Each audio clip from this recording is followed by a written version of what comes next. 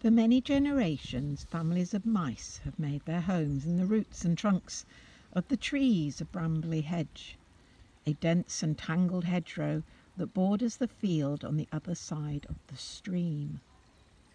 The Brambly Hedge mice lead busy lives. During the fine weather, they collect flowers, fruits, berries and nuts from the hedge surrounding fields and prepare delicious jams, pickles and preserves that are kept safely in the store stump for the winter months ahead.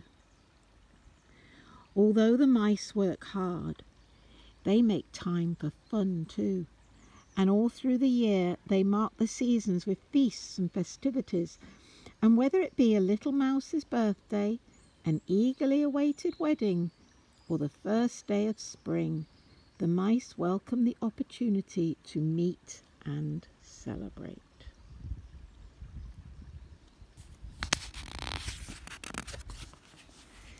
So this particular book is called The Secret Staircase.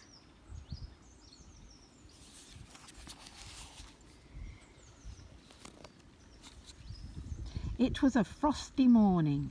The air was crisp and cold, and everything sparkled in the winter sunshine. The little mice hurrying along the path turned up their collars and blew on their paws in an effort to keep warm. "Merry midwinter," panted Dusty Dogwood, scurrying past Mr. Apple and the Toadflax children with a huge covered basket. Mr. Apple and the children were busy too, dragging great sprays of holly and trails of ivy and mistletoe towards the old oak palace. When they arrived at the gates, they heaped all the branches on the ground, and Wilfred tugged on the bell.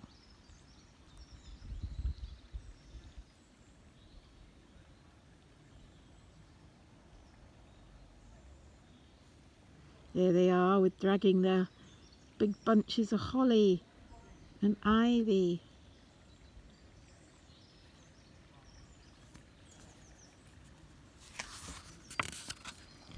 Whoa, look at that place. The palace. Lord Woodmouse and Primrose, his daughter, opened the door. "Here we are," said Mr. Apple, mopping his face. "Do you want it all inside?" "Yes, please," said Lord Woodmouse. "We'll start by decorating the stairs." Eagerly the children pulled the branches over the polished palace floors and skidded their way into the great hall. "Are you two ready for tonight?" asked Lord Woodmouse. Primrose and Wilfred exchanged glances. That evening, after dark, all the mice would gather round a blazing fire for the traditional midwinter celebrations. A grand entertainment was planned, and Primrose and Wilfred had chosen to give a recitation. That means they were going to say something out loud, like a poem or a story. "Almost," said Primrose, "but we've still got to practice, and we need proper costumes." "You'd better see your mother about those," replied her father. "You can practice wherever you like."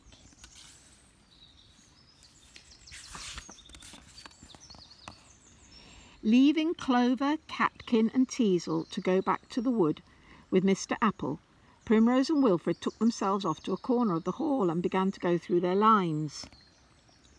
"When the days are the shortest, the nights are the coldest," began Primrose, drawing an imaginary cloak around her. "The frost is the sharpest, the year is the oldest," continued Wilfred. "Look out, you two," interrupted Basil, bustling past with some bottles. "This is hopeless," sighed Primrose. "We can't rehearse here. Let's go and ask Mama what to do." Lady Woodmouse was busy making caraway biscuits in the kitchen. She leaned on her rolling pin to listen to Primrose's tale of woe. "Why don't you see if there's something up in the attics for you to wear?" she said. "You could practice up there too." and she packed a little basket with bread and cheese and a jug of blackberry juice and shooed the children gently out of the kitchen.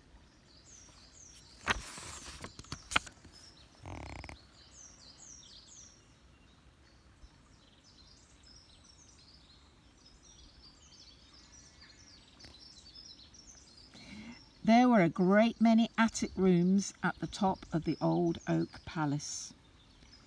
Lady Woodmouse used them to tidy away things that might come in useful. Babies' blankets and rolls of lace, boxes of buttons, stacks of books, broken toys, patchwork quilts, pudding cloths and old saucepans were all crammed together higgledy-piggledy on the shelves. Primrose and Wilfred went from room to room looking for a suitable spot for their rehearsal. They ended up in a crowded storeroom at the end of a passage, but it was difficult to concentrate on practicing. There were so many things to look at. Standing on tiptoe, Primrose reached inside the drawer of an old wooden dresser. In it, she found some bundles of letters tied up in pink ribbon, but she couldn't read the writing, and as it's rude to read other people's letters, she put them back. As she did so, she caught sight of a small key, which had slipped down at the side of the drawer.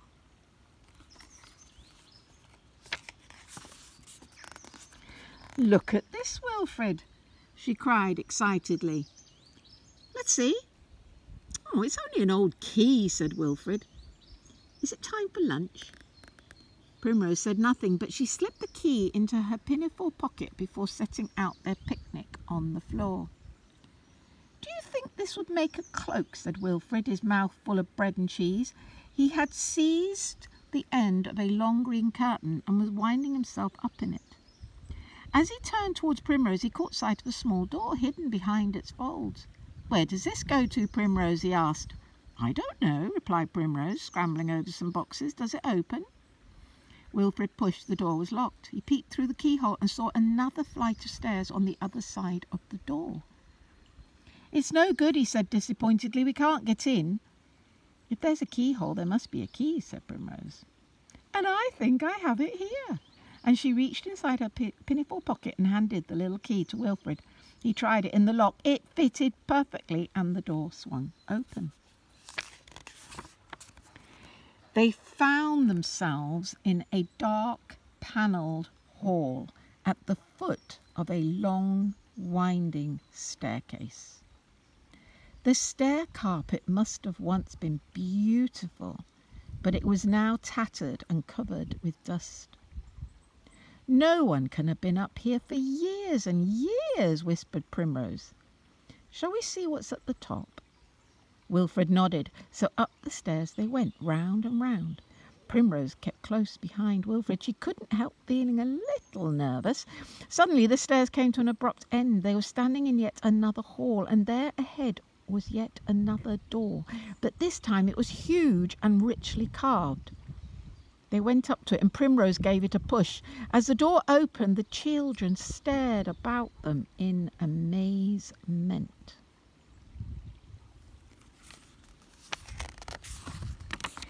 They were standing in the most magnificent room.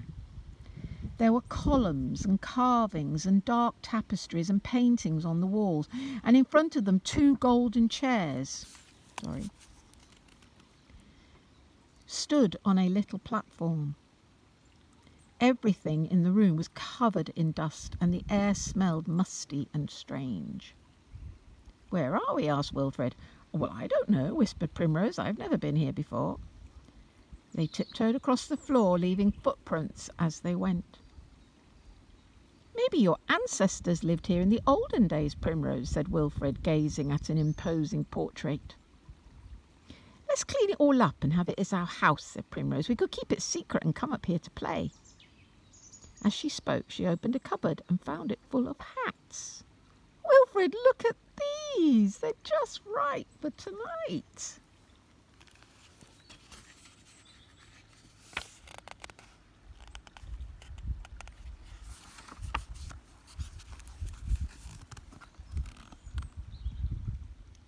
A door at the end of the room led into a nursery. There was a canopied cot near the window, and all sorts of dust-covered toys were on the shelves. Wilfred peered inside an ancient trunk and pulled out a little suit with a high jacket and tight braided trousers. It was almost the right size for him. Neatly folded beneath it were dresses and cloaks, waistcoats and shawls, some trimmed with gold and others studded with shining stones. The children held them up one after another, and each chose an outfit for the evening and tried it on.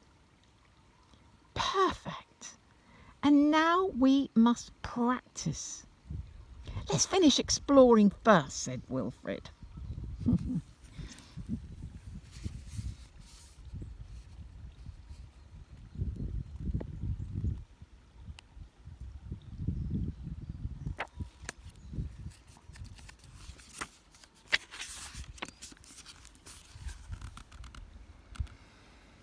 There seemed to be a whole suite of rooms.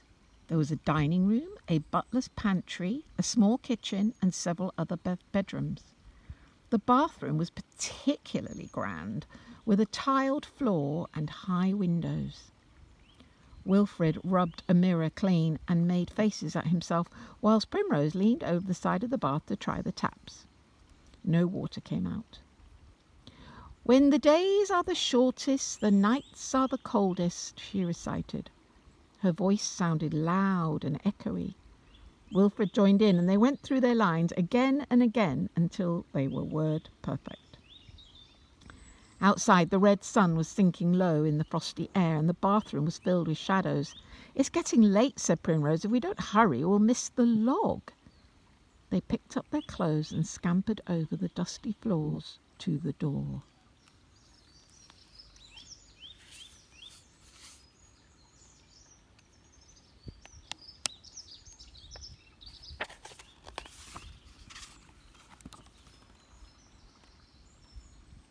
Down the stairs they ran, round and round, down and down, until they found themselves back in the storeroom.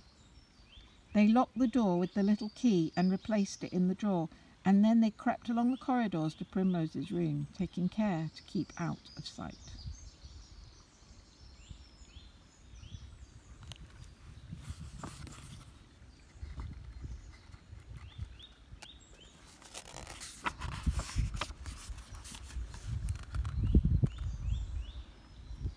Primrose opened her window. They could just hear the carolling of the mice as the midwinter log was pulled along the hedge. There was no time to change, so they threw on their cloaks to hide their costumes and ran to join the crowd at the palace gates. Mr. Apple and Dusty Dogwood headed the procession, lanterns held high. "Roast the chestnuts, heat the wine, pass the cups along the line. Gather round, the log burns bright, it's warm as toast inside tonight," sang the mice as the log came into view. Teaser, Clovel and Catkin were perched on the huge branch as it was dragged up to the palace gates. Primrose and Wilfred scrambled up behind.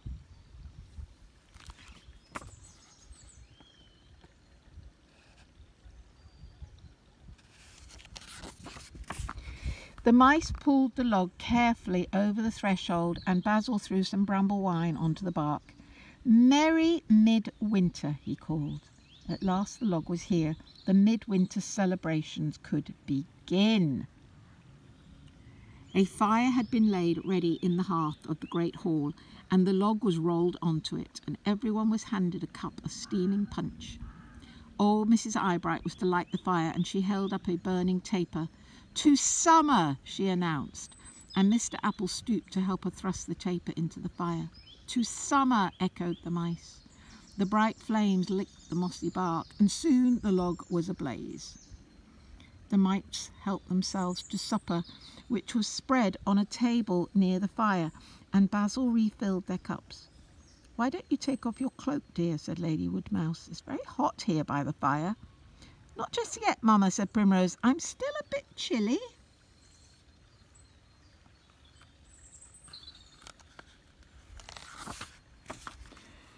When they had eaten all they could, they drew their chairs up around the hearth and the entertainment began. Mr. Apple made huge shadows on the wall by standing in front of the fire. He made the shape of a weasel with a mean little eye and a snake's head, a fox, and with the aid of a curtain, a bat. The little mice squealed and laughed. Next, Basil played a jig on his fiddle, and Dusty did some conjuring tricks. Then they tried to pass a crab apple right round the circle, holding it under their chins. And after that, Lord Woodmouse told stirring stories of old times. Primrose and Wilfred nudged each other. Everyone did a turn until at last Lord Woodmouse said, "And now, Primrose, what have you got for us?" The children jumped up and took their places in front of the fire, and drawing their cloaks closely around them, they began. Midwinter. When the days are the shortest, the nights are the coldest, the frost is the sharpest, the year is the oldest, the sun is the weakest, the wind is the hardest, the snow is the deepest, the skies are the darkest. Then polish your whiskers and tidy your nest, and dress in your richest and finest and best.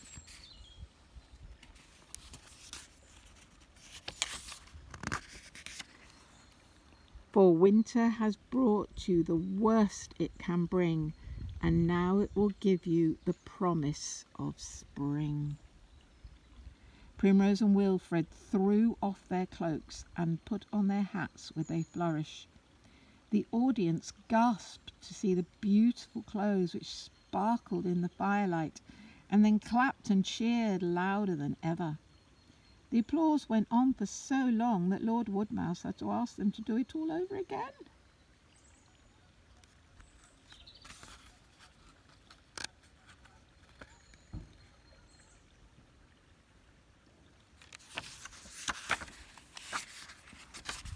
Sorry. At last, Primrose and Wilfred went back to their seats. "That was wonderful," whispered Lady Woodmouse, hugging her. "Wherever did you find those beautiful clothes?" And Primrose glanced quickly at Wilfred. "In the attic," she mumbled, hoping that her mother would not ask any more awkward questions. Luckily, at that moment, Basil started to tell one last story, and everyone settled down to listen. Primrose and Wilfred gazed at the fire and thought of all the lovely games they would play in their house at the top of the secret staircase. Soon their heads began to nod, and in no time at all they were both fast asleep.